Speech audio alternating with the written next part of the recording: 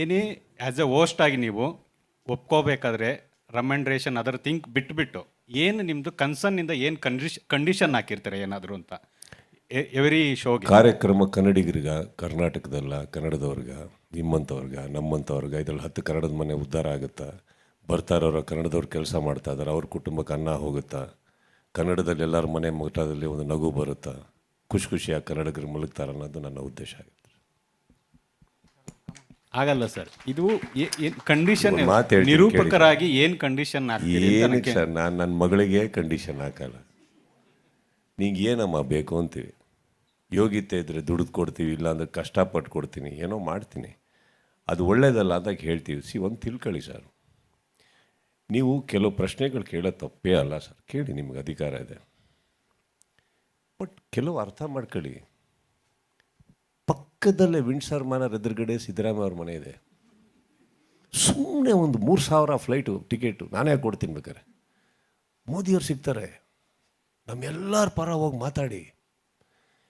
ಯಾವುದಕ್ಕೂ ಸಿಗ್ನೇಚರ್ ಆಗದಿರೋ ಜಾಗಕ್ಕೆಲ್ಲ ನನ್ನ ಹೆಸರು ಹಾಕ್ತಾರೆ. ನಿಮಗೆ ನಾನು ಸೈನ್ ಕೊಡ್ತೀನಿ, ವಹಿಸ್ಕೊಡ್ತೀನಿ, ಹೋಗಿ ಮಾತಾಡಿ.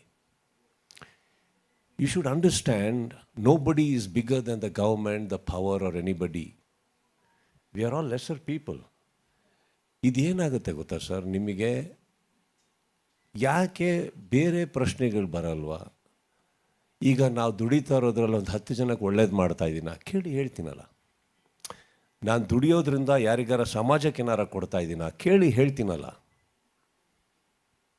ನಾನು ದುಡಿಯೋದಲ್ಲ, ನಾನು ಬರೀ ನನ್ನ ಮಗಳಿಗೆ ಕೊಡ್ತಾ ಇದ್ದೀನ ಕೇಳಿ, ಹೇಳ್ತಾ ಇದ್ದೀನಲ್ಲ. ಯಾವ್ದಾರು ಸ್ಕೂಲ್ ಓಪನ್ ಮಾಡಿದ್ದೀನ, ಅನಾಥ ಮಕ್ಕಳಿಗೆ ದತ್ತು ತೊಗೊಂಡಿದ್ದೀನ, ಆಪರೇಷನ್ ಮಾಡಿದ್ದೀನ, ಮಾಧ್ಯಮ ಮಿತ್ರರಲ್ಲೇ ಎಷ್ಟೋ ಜನ ಬಂದಾಗಿ ನಾನು ಸಹಾಯ ಮಾಡಿಲ್ವಾ? ಈ ಪ್ರಶ್ನೆಗೆ ನನ್ನ ಹತ್ರ ಉತ್ತರ ಇದೆ. ನೀವು ಪರ್ಸ್ನಲಾಗಿ ಸಿಕ್ಕಿದಾಗಲೂ ನನಗೆ ಈ ಥರ ಪ್ರಶ್ನೆಗಳು ಕೇಳಲ್ಲ. ನನ್ನನ್ನು ಹೊಗಳ್ತೀರಾ, ಹಾಡಾಡ್ತೀರಾ, ನಿಮ್ಮಂಥವ್ರು ಇನ್ನೊಬ್ಬ ಇಲ್ಲ ಅಂತೀರಾ, ನಿಮ್ಮ ಬಗ್ಗೆ ಬುಕ್ ಬರಿಬೇಕು ಅಂತೀರಾ. ಈ ಕಡೆ ಕುತ್ಕೊಂಡ ತಕ್ಷಣ ಆ ಪ್ರಶ್ನೆಗಳು ಕೇಳ್ಬೇಕಾದ್ರೆ ನೀವು ಒಂಚೂರು ಯೋಚನೆ ಮಾಡಿ, ಆ್ಯಕ್ಚುಲಿ ಅದಕ್ಕೆ ಉತ್ತರ ಇದೆಯಾ ನಮ್ಮ ಹತ್ರ? ಯಾರು ಅಲ್ಲಿ ಮೇಲ್ಗಡೆ ಕುತ್ಕೊಂಡು ಅಧಿಕಾರದಲ್ಲಿ ಇದು ಓಕೆ ಅಂತ ಕೊಟ್ಟಾಗ, ಸರ್ ಒಂದು ನಿಮಿಷ ಸರ್, ಇಲ್ಲ ಒಂದೇ ನಿಮಿಷ, ನಾನು ಅದನ್ನು ಇಲ್ಲ ಸರ್, ನಾನು ಅದನ್ನು ಸ್ಪಷ್ಟಪಡಿಸ್ಬಿಡ್ತೀನಿ. ಅದನ್ನು ಸ್ಪಾನ್ಸರ್ ಮಾಡಬಾರ್ದು, ಮಾಡಬೇಕು ಅನ್ನೋದು ನನ್ನ ಕ್ವಶನ್ ಅಲ್ವೇ ಅಲ್ಲ.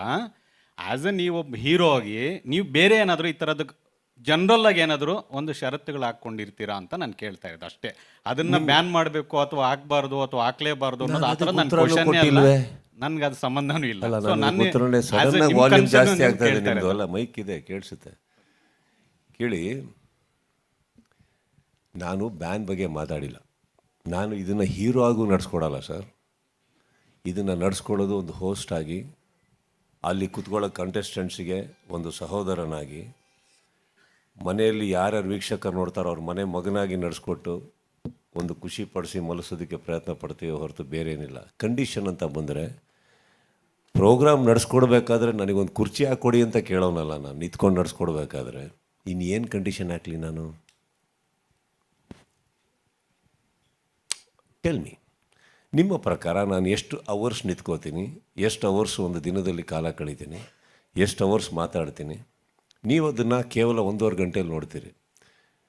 ಸೊ ನಾನು ಅದಕ್ಕೆ ಯಾವುದಕ್ಕೂ ಕಂಡೀಷನ್ ಹಾಕಲ್ಲ ಅಂದಮೇಲೆ ನಿಷ್ಕಳಂಕವಾಗಿ ಒಂದು ಕಾರ್ಯಕ್ರಮನ ನಡೆಸ್ಕೊಡೋವಂಥ ಪ್ರಯತ್ನ ಪಡ್ತೀನಿ ನಾನು, ನಿಮ್ಗಳನ್ನ ಖುಷಿ ಪಡೋಕ್ಕೆ.